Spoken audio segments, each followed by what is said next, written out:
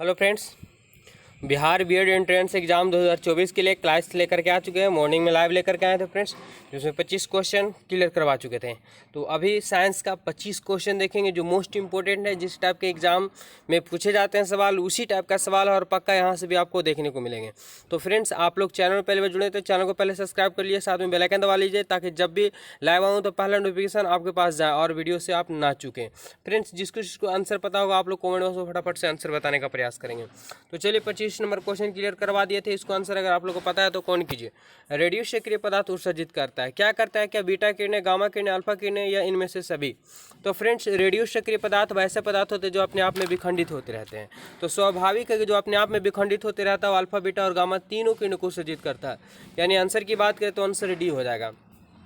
ये सभी जितने भी है टॉप क्वेश्चन है फ्रेंड्स, ठीक है। इसको आंसर आप लोग याद करते चलेंगे क्योंकि एग्जाम में यहाँ से देखने को आपको पक्का मिलने वाले हैं। सवाल अगला कि नाभिकीय रिएक्टर के निर्माण में निम्नलिखित में से कौन सा एक अनिवार्य है? सवाल है कि नाभिकीय रिएक्टर में निम्नलिखित में से कौन सा एक अनिवार्य है, यानी नाभिकीय रिएक्टर में कौन सा ऐसा पदार्थ है जो बहुत जरूरी होता है? क्या निकेल होता है, जर्केनियम होता है, टंगस्टन होता है या कोबाल्ट होता है? क्या होता है जो अनिवार्य रूप से है? तो ये जर्कोनियम, ठीक है। जर्कोनियम जो है नाभिकीय रिएक्टर में अनिवार्य रूप से होता है, ठीक है। ऑप्शन बी यहाँ पे राइट आंसर हो जाएगा फ्रेंड। आप लोग भी बताएंगे तो बिल्कुल सही। 27 नंबर सवाल है, ठीक है। टॉप 25 क्वेश्चन देखेंगे इसमें और एवरीडे हम लाइव क्लास लेकर के आ रहे हैं, तो आप लोग चैनल को जरूर सब्सक्राइब कर लीजिएगा। देखिए दिया हुआ है कि नाभिकीय रिएक्टर में न्यूट्रॉन नियंत्रक के रूप में किसका? तो न्यूट्रॉन के नियंत्रक के रूप में निम्नलिखित में से किसका प्रयोग किया जाता है? फ्रेंड्स, नाभिकीय रिएक्टर विक्रिया होती है, उसमें न्यूट्रॉन के नियंत्रण के लिए कौन से पदार्थ का इस्तेमाल किया जाता है? क्या एल्युमिनियम का किया जाता है, ग्रेफाइट का किया जाता है, भारी जल का किया जाता है या कैडमियम या बोरॉन का प्रयोग किया जाता है? किसे प्रयोग किया जाता है? तो फ्रेंड्स, नाभिकीय रिएक्टर में जो न्यूट्रॉन के नियंत्रण के रूप में जो प्रयोग किया जाता है वह कैडमियम या बोरॉन के छड़ का प्रयोग किया जाता है। ऑप्शन डी हो जाएगा। आप लोग ऑप्शन डी बताएं तो बिल्कुल सही है, क्योंकि आपका एग्जाम कन्फर्म है कि एकदम हो ही जाएगा टाइम पे, ठीक है। समय काफ़ी कम बचा हुआ है, तो ऐसी स्थिति में आपको तैयारी जबरदस्त तरीके से करना होगा फ्रेंड्स, क्योंकि इस बार सबसे ज़्यादा फॉर्म भी गिरे हैं। अगला सवाल है, क्यूरी किसकी इकाई नाम है? क्यूरी जो है किसका ऐसा मात्रक है? क्या तापकर्म का है, ऊर्जा का है, रेडियो एक्टिविटी धार्मिकता का है या उष्मा का है? क्यूरी, चलिए फटाफट से बता दिए। तो फ्रेंड्स, यहाँ तापकर्म नहीं होगा, ऊर्जा भी नहीं होगा, उष्मा भी नहीं होगा, क्यूरी है। तो ये हो जाएगा रेडियो एक्टिविटी धार्मिकता का ऐसा मात्रक होता है क्यूरी, ठीक है। ऑप्शन की बात करें सी करेक्ट आंसर हो जाएगा।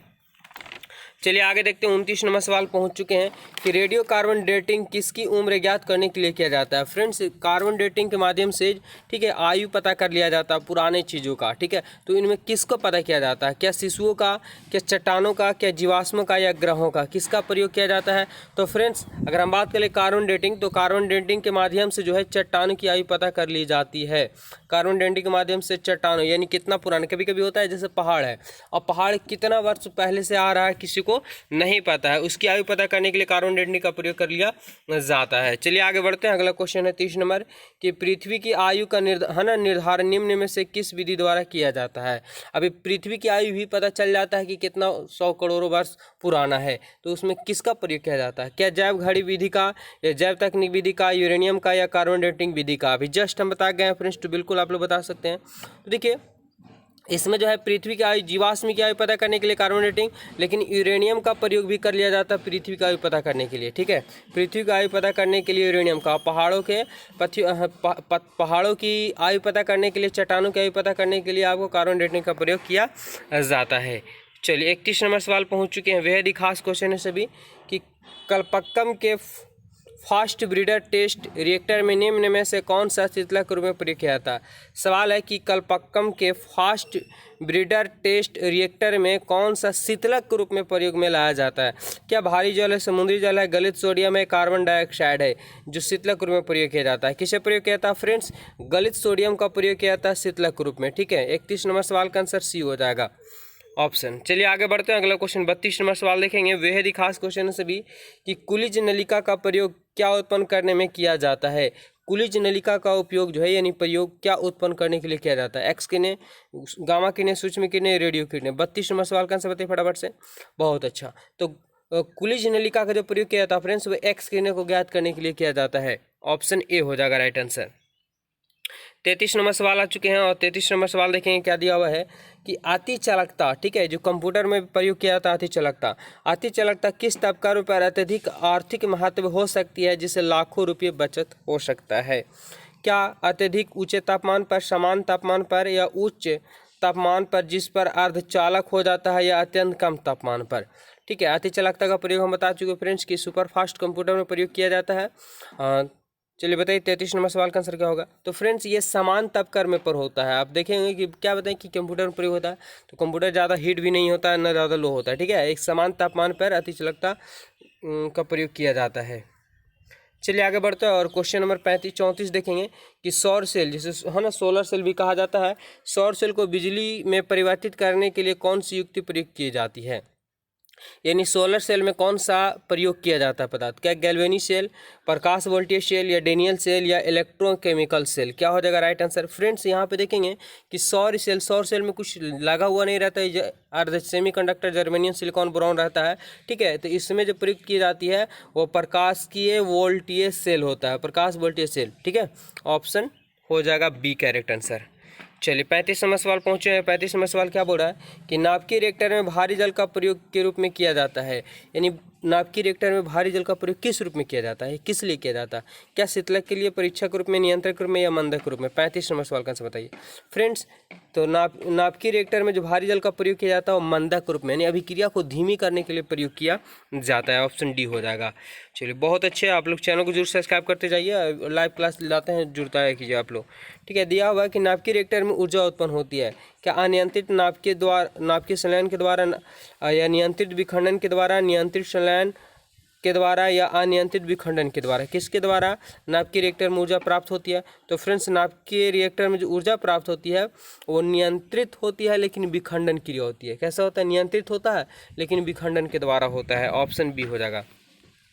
37 नंबर सवाल क्या पूछा है देखेंगे, परमाणु फाइल का प्रयोग कहाँ होता है। परमाणु फाइल का प्रयोग कहाँ है, क्या नाभिकीय विखंडन के प्रचलन में या ताप नाभिकीय संलयन के प्रचालन में या परमाणु त्वरण में या एक्स किरण के उत्पन्न करने में। परमाणु फाइल का प्रयोग फ्रेंड्स, परमाणु फाइल का जो प्रयोग किया जाता है वो ताप नाभिकीय संलयन के प्रचलन में किया जाता है। ऑप्शन हो जाएगा बी।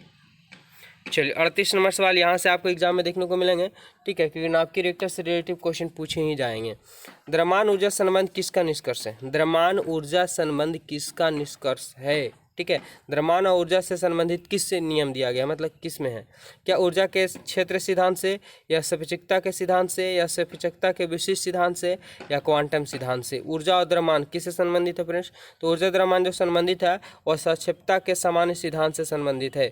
ऑप्शन हो जाएगा बी करेक्ट आंसर यहाँ पे। चलिए आगे बढ़ते हैं और फटाफट से 50 क्वेश्चन है टोटल देख लेते हैं। 25 ठीक है, 25 से लेकर 50 तक यानी टॉप 25 क्वेश्चन है। परमाणु बम के विस्फोट में भारी जल में ऊर्जा किसके कारण निकलती है। सवाल है कि परमाणु बम, ठीक है, परमाणु बम के विस्फोट में भारी मात्रा में ऊर्जा किसके कारण निकलती है।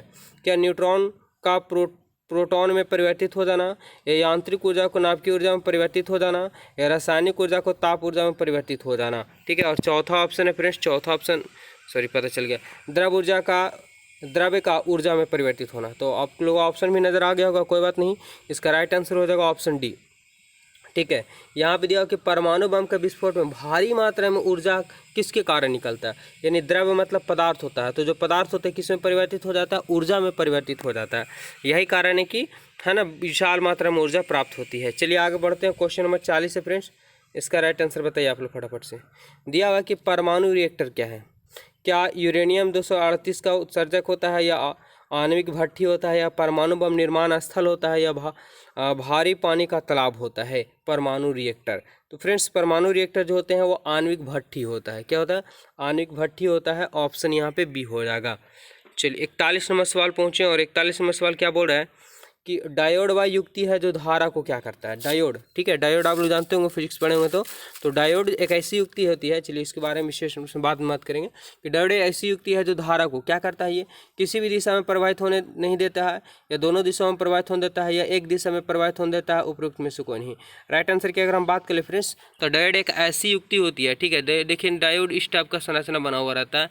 यह ऐसी युक्ति होती है जिसमें एक साइड से केवल धारा जाती है, दूसरी तरफ से धारा नहीं जाने देती है, मतलब वापस रिटर्न नहीं होता है, तो एक दिशा में धारा प्रवाहित होने देती है। ठीक है, ऑप्शन जो हो जाएगा फ्रेंड्स सी हो जाएगा करेक्ट आंसर। चलिए आगे बढ़ते हैं, अगला क्वेश्चन नंबर है 42। कि निम्न में से कौन सा धातु अर्धचालक की तरह ट्रांजिस्टर में प्रयोग किया जाता है, यानी कौन सा ऐसा है जो है धातु है अर्धचालक की तरह ट्रांजिस्टर में प्रयोग किया जाता है। जर्मेनियम, ग्रेफाइट, चांदी या तांबा, किसका प्रयोग किया जाता है फ्रेंड्स? तो ये प्रयोग किया जाता है ठीक है, जर्मेनियम, क्योंकि यहाँ पे आपको लगा दिया गया है कि वह कौन सा धातु अर्धचालक की तरह, तो अर्धचालक की तरह जो है अर्धचालक में होता है जर्मेनियम ही होते हैं। ठीक है, राइट आंसर। जर्मेनियम, सिलिकॉन जो है अर्धचालक होते हैं, इससे प्रयोग किया जाता है। आगे 43 नंबर सवाल पहुँच गए हैं। देखिए क्या दिया हुआ है कि दूरदर्शन, ठीक है, दूरदर्शन के संकेत एक निश्चित दूरी के बाद नहीं मिल सकता है, क्यों? दूरदर्शन के संकेत जो है एक निश्चित दूरी के बाद नहीं मिल सकता है, क्यों? क्योंकि वायु संकेत को शोषित कर लेता है, या एंटीना दुर्बल होता है, या संकेत दुर्बल हो जाता है, या पृथ्वी की सतह वक्राकार है इसके कारण। फ्रेंड्स, इसका राइट आंसर क्या है? अगर हम बात कर ले कि दूरदर्शन के एक निश्चित दूरी बाद सिग्नल नहीं मिल पाता है, यानी संकेत नहीं मिल पाता, क्यों? क्योंकि पृथ्वी जो है, ठीक है, वो कैसा है? वक्राकार है, जिसके कारण से नहीं मिल पाता है। ऑप्शन याद कर लेंगे, ऑप्शन डी यहाँ पे राइट आंसर, यानी आंसर आपको याद करना फ्रेंड्स। ठीक है, चलिए आगे बढ़ते हैं। त्रिविमीय चित्र किसके द्वारा बनाया जाता है? 3 डायमेंशनल जो फिगर होते हैं फ्रेंड्स, ठीक है, वो किसके द्वारा बनाए जाते हैं? क्या फोटोग्राफी या फोटोक्रोमेटिक या रेडियोग्राफी या हेलोग्राफी, किसके द्वारा बनाए जाते हैं? तो फ्रेंड्स ये बनाया जाता है हेलोग्राफी। ठीक है, त्रिविमीय जो चित्र बनाया जाता है वो हेलोग्राफी के द्वारा बनाए जाते हैं। ऑप्शन हो जाएगा डी का राइट आंसर यहाँ पे। 45 नंबर सवाल पहुँचे और देखें 45 नंबर सवाल क्या पूछा है कि लेसर अथवा किसी अन्य सशक्त प्रकाश स्रोत से निकली 2 प्रकाश किरणें व्यक्तिकरण से त्रिविमीय प्रतिबिंब बनने से सन्मन्सृति कहलाता है। यानी सवाल को थोड़ा सा लेंदी कर दिया है, लेकिन समझिएगा कि लेज़र अथवा किसी अन्य संकरण से, ठीक है, यानी लेज़र हो या किसी अन्य से प्रकाश स्रोत से जो 2 प्रकाश किरणें व्यतिकरण से त्रिविमीय प्रतिबिंब बन जाते हैं, 3 डायमेंशनल फिगर बनने से संबंध में संवृत्ति कहलाता है। विकिरण चित्रण कहलाता है, हेलोग्राफी कहलाता है, एक्स किरणें फोटोग्राफी कहलाते हैं, या प्रकाश के फोटोग्राफी कहलाता है। 45 में फ्रेंड्स अभी जस्ट पढ़ के गए थे कि त्रिविमीय जो चित्र बनता है वो किसके द्वारा बनाया जाता है? तो हेलोग्राफी के द्वारा बनाया जाता है। ऑप्शन बी हो जाएगा। चलिए 46 नंबर आप देखेंगे कि जब जर्मेनियम एक प्रकार का चालक है, जस्ट अभी बताया है, तो जब जर्मेनियम जाली में आर्सेनिक परमाणु डाले जाते हैं तब वह क्या बन जाता है?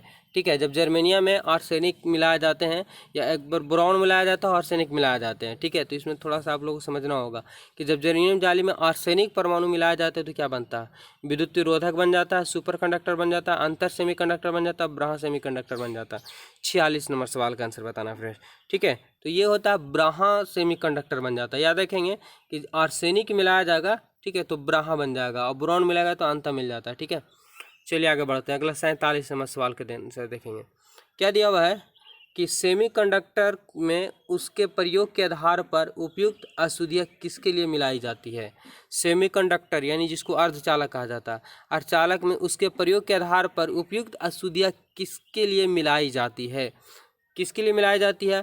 क्या उसके उच्चतर वोल्टेज सहने के योग बनाने के लिए, उसकी विद्युतीय प्रतिरोधकता बढ़ाने के लिए, उसकी विद्युतीय चालकता बढ़ाने के लिए, या उसकी कार्य विधि को बढ़ाने के लिए, किसके लिए किया जाता है? तो सेमीकंडक्टर में जो अशुद्धियाँ मिलाई जाती है फ्रेंड्स, ये मिलाया जाता है उसकी विद्युत चालकता बढ़ाने के लिए। ऑप्शन क्या है? तो ऑप्शन सी इसका करेक्ट आंसर हो जाएगा। बस 2 क्वेश्चन 3 क्वेश्चन और बचे हुए देख लेंगे आप लोग। ठीक है, लेज़र बीमा का उपयोग होता है। लेज़र किरण, बीमा बोलिए, लेज़र किरण बोलिए। लेज़र किरण का उपयोग कहाँ होता है? आँख की चिकित्सा में, कैंसर चिकित्सा में, हृदय की चिकित्सा में, या गुर्दे की चिकित्सा में, कहाँ होता है फ्रेंड्स? तो लेज़र किरण का उपयोग जो होता है वो आँख की चिकित्सा में किया जाता है बीमा का। ठीक है, आप लोग चैनल को अभी तक सब्सक्राइब नहीं किया तो सब्सक्राइब के लिए वीडियो को लाइक कीजिए, शेयर भी कीजिए। ठीक है, आगे देखेंगे अगला क्वेश्चन है क्या। रात में भी आप लोग के बीच में लाइव क्लास लेकर के आएंगे। टेलीविज़न के दूरदर्शन नियंत्रण के लिए किस प्रकार के विद्युतीय चुम्बकीय विकिरण का प्रयोग किया जाता है? सवाल को समझिएगा कि टेलीविज़न के दूरस्थ नियंत्रण के लिए किस प्रकार के विद्युतीय चुम्बकीय विकिरण का उपयोग किया जाता है? क्या दृश्य यानी जो दिखाई देता है, या परावैंगनी, या अवरक्त, या उपरोक्त में से कोई नहीं? क्या हो जाएगा फ्रेंड्स? तो ये जो किया जाता है अवरक्त किरणें का प्रयोग किया जाता है। ठीक है, ऑप्शन हो जाएगा सी। जो आगे देखेंगे लास्ट क्वेश्चन है आज का। सवाल है फ्रेंड्स कि बिना शल्य चिकित्सा के, यानी बिना चीरफाड़, बिना ऑपरेशन के, बिना शल्य चिकित्सा के पथरी का इलाज किया जाता है, यानी किसके द्वारा किया जाता है? अल्ट्रासाउंड द्वारा, एलुरोस्कोपी के द्वारा, एक्स किरणें के द्वारा, या लेज़र किरणें के द्वारा? किसके द्वारा किया जाता है? तो फ्रेंड्स लेज़र किरणें के द्वारा जो है बिना ऑपरेशन के ही पथरी का इलाज कर दिया जाता है। यानी लेज़र किरण ऊपर समा दिया था, पथरी गल जाता है। ठीक है, पेट में ही। तो ये थे टॉप 25 क्वेश्चन आप लोगों के बीच में हम क्लियर करवा दिए, और आपको फ्रेंड्स इस वर्ष 5 वर्षों से सबसे ज़्यादा बीएड में आवेदन आए हैं। तो आप लोग को तैयारी ज़बरदस्त करना होगा, ठीक है, तभी आपको अच्छे नंबर लेकर के आएंगे, तो भी आपको जो है इसे कॉलेज मिल पाएगी। इसलिए तैयारी में लगे रहिए, ठीक है, मेहनत दबा के कीजिए। आपको 90+ रहेगा तभी गवर्नमेंट कॉलेज मिलेगा, और 70, 75, 80 यानी 65 से ऊपर रहेगा तभी आपको प्राइवेट कॉलेज मिल सकता है। आप 40-50 नंबर वाले को कॉलेज मिलने की संभावना बहुत कम है, ठीक है। इसलिए आप लोग तैयारी में लगे रहें, हमारे चैनल से जुड़ जाएँ। आप लोग हमेशा तैयारी करवाया जा रहा है। धन्यवाद, मिलते हैं नेक्स्ट वीडियो में। जय